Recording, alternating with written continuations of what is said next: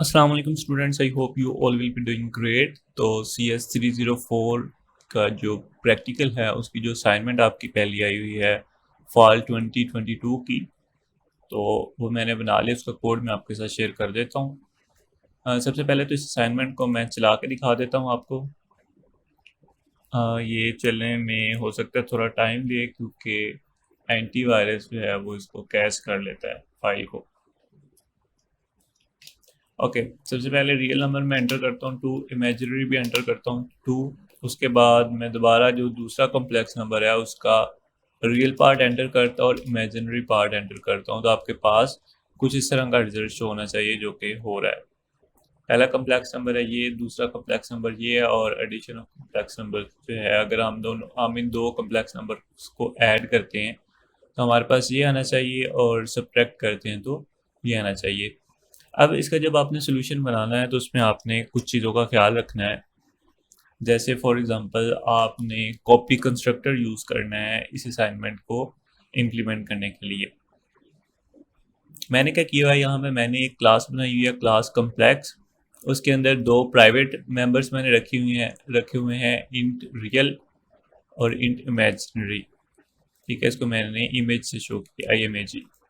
इसके बाद मैंने इसके जो मेंबर फंक्शंस हैं वो लिखी हैं। कम्प्लेक्स है, सबसे पहले इसका कंस्ट्रक्टर है, उसके बाद ये कॉपी कंस्ट्रक्टर है एक इसका। उसके बाद हमारा जो गेट डाटा वाला मेंबर फंक्शन है, डिस्प्ले डाटा वाला है, कम्प्लेक्स, ऐड कम्प्लेक्स, और बेसिकली ये जो चीज़ें हैं ये हमारी एडिशन और सब्ट्रैक्शन के लिए दो मेंबर फंक्शन हमने लिखे हैं। अब क्या होगा, अच्छा एक चीज़ इसमें ये भी है कि असाइनमेंट जो इंस्ट्रक्शंस दी गई हैं उसके मुताबिक कि आपने जो मेंबर फंक्शन हैं उनको यहाँ पे डिफाइन करना है, उनकी उनको डिक्लेयर यहाँ पे करना है, लेकिन उनको यहाँ पे डिफाइन नहीं करना, उनको डिफाइन क्लास से बाहर करना है। अब कंस्ट्रक्टर में उन्होंने ये कहा हुआ है कि आपने दोनों जो आपके जो मेंबर्स हैं रियल और इमेजिनरी, उनको ज़ीरो साइन करवा देना है, उनको ज़ीरो पे सेट कर देना है। उसके बाद कम्प्लेक्स जो आपका एक कॉपी कंस्ट्रक्टर है, इसके अंदर क्या करना है, आपने ऑब्जेक्ट को कॉपी करवाना है। इसके अंदर आपको एक कम्प्लेक्स क्लास का ऑब्जेक्ट मिलेगा, उसको आपने क्या करना है कि जो आपका ये ऊपर मेंबर फंक्शन है रियल, इसको वो ऑब्जेक्ट असाइन करवा देना है, उस ऑब्जेक्ट का रियल पार्ट। इसी तरह इमेजिनरी पार्ट का जो इमेजिनरी पार्ट असाइन करवा देना है। इसके बाद है जी गेट डाटा। इसके अंदर मैंने क्या किया हुआ है कि एक सिंपल सा सी आउट करवाया है, उसके बाद सी आउट रियल करवाया है, और यहाँ से मैंने इनपुट लेके यूज़र से क्या किया है कि रियल के अंदर जाके स्टोर करवा दिया है। इमेजिनरी में मैंने सिंपली सी आउट करवाया है, और यूज़र से इनपुट लेने के बाद मैंने इसको इमेज में जाके स्टोर करवा दिया। जब भी अगर आपका गेट डाटा वाला फंक्शन रन होगा तो बेसिकली ये चीज़ एग्जीक्यूट होगी। उसके बाद है जी डिस्प्ले डाटा। मैंने सिंपली क्या किया है, वहाँ से रियल पार्ट लिया है, उसको कंकैटिनेट करवाया इमेजिनरी पार्ट से, और इमेजिनरी पार्ट से कंकैटिनेट करवाने के बाद उसके साथ मैंने एक आई कंकैटिनेट कर दिया इमेजिनरी पार्ट के साथ, जिससे हमें पता चल जाएगा कि ये हमारा इमेजिनरी पार्ट है।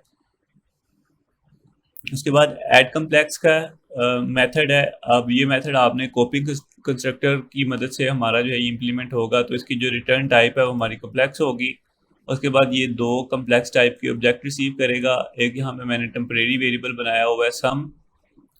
सम का जो रियल पार्ट होगा उसमें आपका जो पहला कम्प्लेक्स नंबर है उसका रियल पार्ट, प्लस जो दूसरा कम्प्लेक्स नंबर है उसका रियल पार्ट जाएगा। इस तरह सम का जो इमेजिनरी पार्ट होगा उसके अंदर आपका इमेजिनरी पार्ट का जो पहला कम्प्लेक्स नंबर है उसका इमेजिनरी पार्ट, और जो दूसरा कम्प्लेक्स नंबर है उसके इमेजिनरी पार्ट का सम जाएगा, और यहाँ से हम लोग सम को रिटर्न करवा देंगे। इसी तरह मैंने सब्ट्रैक्शन में किया हुआ है।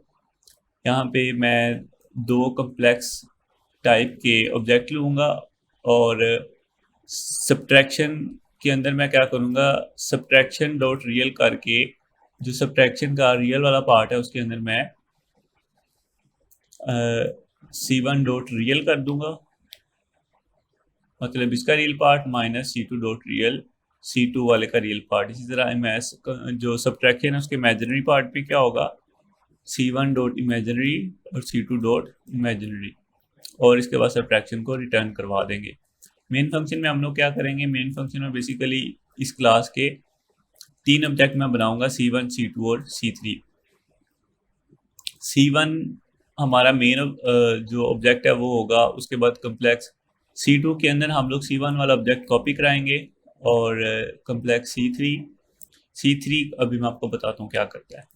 सबसे पहले 2 कम्प्लेक्स नंबर लेंगे यूजर से, C1 डॉट गेट के डाटा करूंगा, then C2 dot get data करूंगा, तो यूजर्स को 2 दफ़ा प्रॉम्प्ट आएगी जी, इंटर कम्प्लेक्स नंबर, और जब दूसरी दफ़ा ये वाली लाइन रन होगी तो दोबारा उसको प्रॉम्प्ट मिलेगी इंटर कम्प्लेक्स नंबर।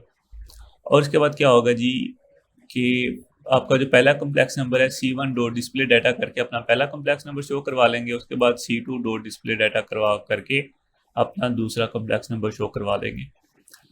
अब हमने इन कम्प्लेक्स नंबर को ऐड करना है, तो कैसे करेंगे, आपका हमने जो तीसरा एक्स्ट्रा कम्प्लेक्स का ऑब्जेक्ट बनाया था C3, हम करेंगे C3 डॉट ऐड कम्प्लेक्स, इसमें हम लोग C1 और C2 को पास कर देंगे, C3 डॉट डिस्प्ले डाटा करेंगे जिससे आपकी एडिशन शो हो जाएगी। उसके बाद हम लोग सब्ट्रैक्शन करेंगे, सब्ट्रैक्शन में हम लोग क्या करेंगे, C3 डॉट सब्ट्रैक्ट कम्प्लेक्स, सब कम्प्लेक्स इसको लिखा हुआ है, उसके अंदर 2 कम्प्लेक्स ऑब्जेक्ट पास करेंगे और C3 डॉट डिस्प्ले डाटा कर देंगे जिससे आपके वो ऑब्जेक्ट शो होंगे, और फाइनल जो आउटपुट आएगी वो आपकी कुछ इस तरह से शो हो रही होगी।